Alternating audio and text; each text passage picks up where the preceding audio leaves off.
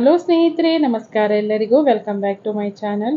ಇವತ್ತು ತುಂಬ ಸುಲಭವಾಗಿ ಎಗ್ ಬುರ್ಜಿನ ಹೇಗೆ ಮಾಡೋದು ಅಂತ ನೋಡೋಣ. ತುಂಬ ರುಚಿಯಾಗಿರುತ್ತೆ. ಇದು ಮಾಡೋದು ಕೂಡ ತುಂಬಾ ಸುಲಭ. ಇದಕ್ಕೆ ನಾನು ಒಂದು ಕಡಾಯಿಗೆ ಸ್ವಲ್ಪ ಎಣ್ಣೆನ ಹಾಕ್ಕೊಂಡಿದ್ದೀನಿ. ಎಣ್ಣೆ ಸ್ವಲ್ಪ ಜಾಸ್ತಿ ಇದ್ದರೆ ರುಚಿಯಾಗಿರುತ್ತೆ. ಅದಕ್ಕೆ ಒಂದು ಅರ್ಧ ಸ್ಪೂನ್ ಆಗೋಷ್ಟು ಬಡೆ ಸೊಪ್ಪು ಅಂದರೆ ಸೋಂಪನ್ನ ಹಾಕ್ಕೊಂಡಿದ್ದೀನಿ. ಹಾಗೆ ಒಂದು ದೊಡ್ಡ ಈರುಳ್ಳಿನ ಚಿಕ್ಕ ಚಿಕ್ಕದಾಗಿ ಕಟ್ ಮಾಡಿ ಸೇರಿಸ್ಕೊಂಡಿದ್ದೀನಿ. ಈರುಳ್ಳಿ ಚೆನ್ನಾಗಿ ಕೆಂಪಗಾಗೋ ತನಕನೂ ಹುರ್ಕೋಬೇಕು.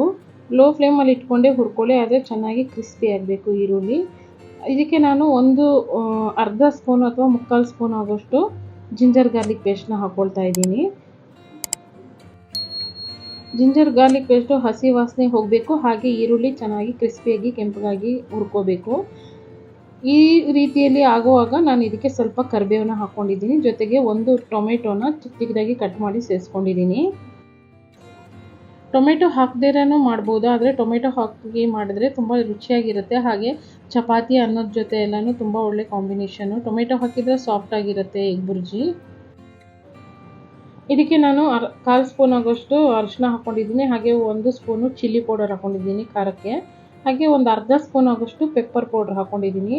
ಪೆಪ್ಪರ್ ಪೌಡ್ರು ಹಾಗೆ ಖಾರದ ಪುಡಿ ಎರಡೂ ಹಾಕ್ಕೊಳ್ಳೋದ್ರಿಂದ ಖಾರನೂ ಇರುತ್ತೆ, ಹಾಗೆ ಸ್ವಲ್ಪ ಫ್ಲೇವರ್ ಕೂಡ ಸ್ವಲ್ಪ ಡಿಫ್ರೆಂಟ್ ಆಗಿರುತ್ತೆ. ತುಂಬ ಚೆನ್ನಾಗಿರುತ್ತೆ. ಮಸಾಲೆ ಹಸಿ ವಾಸನೆ ಹೋಗೋ ತನಕನೂ ಚೆನ್ನಾಗಿ ಫ್ರೈ ಮಾಡ್ಕೋಬೇಕು ಸ್ನೇಹಿತರೆ.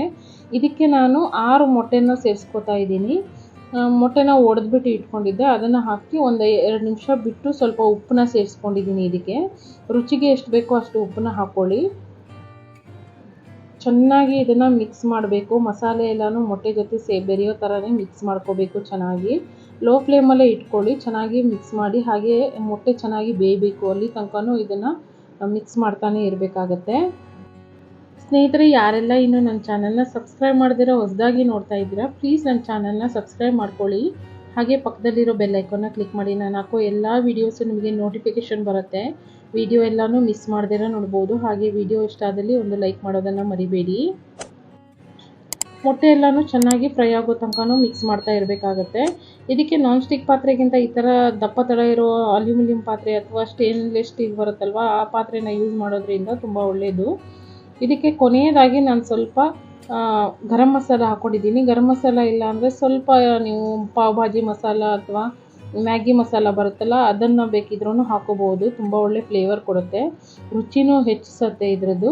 ಕೊನೆಯದಾಗಿ ಇದಕ್ಕೆ ನಾನು ಕೊತ್ತಂಬರಿ ಸೊಪ್ಪನ್ನ ಹಾಕ್ಕೊಂಡಿದ್ದೀನಿ. ಸ್ವಲ್ಪ ಕಟ್ ಮಾಡಿ ಇಟ್ಕೊಂಡಿದ್ದೆ, ಅದನ್ನು ಸೇರಿಸ್ಕೊಳ್ತಾ ಇದ್ದೀನಿ. ತುಂಬ ರುಚಿಯಾಗಿರುತ್ತೆ ಈ ಥರ ಎಗ್ ಬುರ್ಜಿ ಮಾಡೋದ್ರಿಂದ. ಒಂದ್ಸಲ ಟ್ರೈ ಮಾಡಿ ನೋಡಿ ಸ್ನೇಹಿತರೆ. ಚಪಾತಿ ಅನ್ನಕ್ಕೆ ಎಲ್ಲದಕ್ಕೂ ಇದು ಒಳ್ಳೆ ಕಾಂಬಿನೇಷನ್ನು. ತುಂಬ ರುಚಿಯಾಗಿರೋ ಎಗ್ ಬುರ್ಜಿ ರೆಡಿಯಾಗಿದೆ. ಒಂದ್ಸಲ ಟ್ರೈ ಮಾಡಿ ನೋಡಿ ಈ ರೀತಿಯಲ್ಲಿ. ಹಾಗೆ ಈ ವಿಡಿಯೋ ಇಷ್ಟ ಆದಲ್ಲಿ ಲೈಕ್ ಮಾಡಿ. ಹೊಸದಾಗಿ ನೋಡ್ತಾ ಇರೋರಾದರೆ ನನ್ನ ಚಾನಲ್ನ ಸಬ್ಸ್ಕ್ರೈಬ್ ಮಾಡ್ಕೊಳ್ಳಿ. ಸಿಗೋಣ ಮುಂದಿನ ವಿಡಿಯೋ ಜೊತೆ.